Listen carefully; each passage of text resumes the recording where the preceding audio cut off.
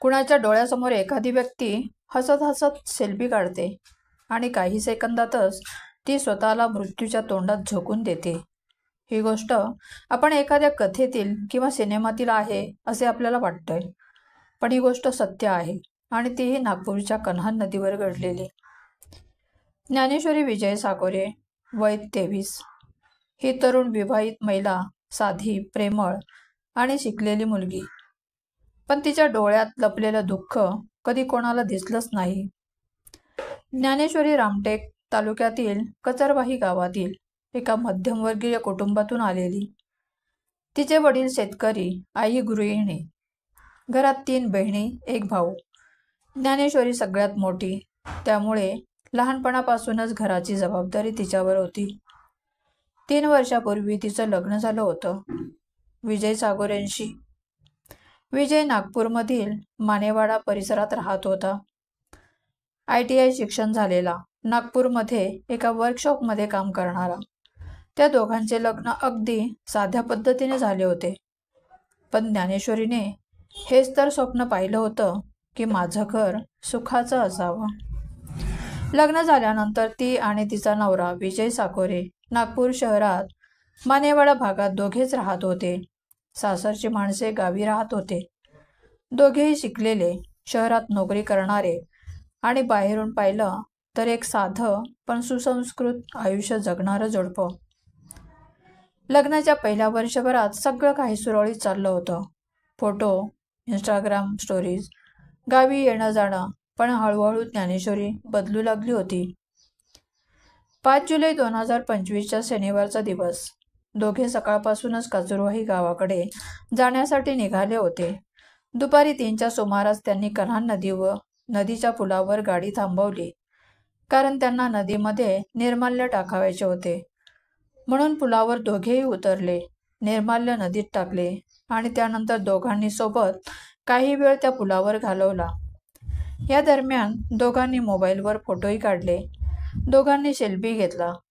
ज्ञानेश्वरी हसत होती, अगदी सहज। तिच्या चेहऱ्यावर काहीही संशयास्पद वाटलं नव्हतं। आणि अचानक ज्ञानेश्वरी पुलाच्या कठड्यावर चढली आणि विजयला काही समजायच्या आत ती थेट नदीत उडी मारते। विजय साकोरेने आरडाओरड केला, मात्र जवळपास कुणीही नसल्याने कुठलीही मदत मिळू शकली नाही। ज्ञानेश्वरीचा पाय सटकलेला नव्हता, ती उडी ही जाणीवपूर्वक होती। नंतर उशिरा घटनेची माहिती पोलिसांना मिळताच नवीन कामठी पोलीस, स्थानिक बचाव दल आणि डायव्हर्स तातडीने घटनास्थळी पोहोचले। शोध मोहीम लगेच सुरू झाली, पण अंधार पडल्यामुळे शोधकार्य थांबवावे लागले। त्यानंतर दुसऱ्याच दिवशी रविवारी सकाळपासून पुन्हा एकदा शोधकार्य सुरू करण्यात आलं। हा एक अपघात नव्हता याची खात्री पोलिसांना होती। त्याआधी काही दिवसात ज्ञानेश्वरी मानसिकदृष्ट्या अस्वस्थ होती का? तिच्या आयुष्यात कोणते वाद होते का? प्राथमिक तपासणीत कौटुंबिक वाद, नातेसंबंधातील ताणतणाव हे कारण समोर आलं आहे। एका तरुण स्त्रीने तिच्या नवऱ्याच्या समोरच कोणतीही पूर्वसूचना न देता उडी मारून मृत्यू स्वीकारावा, यामागे फक्त एक क्षणाचं वेड नसतं, ते असतं मानसिक तणावाचं, गोंधळाचं आणि एकटेपणाचं दडपण। ज्ञानेश्वरी आणि विजय यांच्या नात्यात अलीकडच्या काही महिन्यापासून सतत वाद सुरू होते।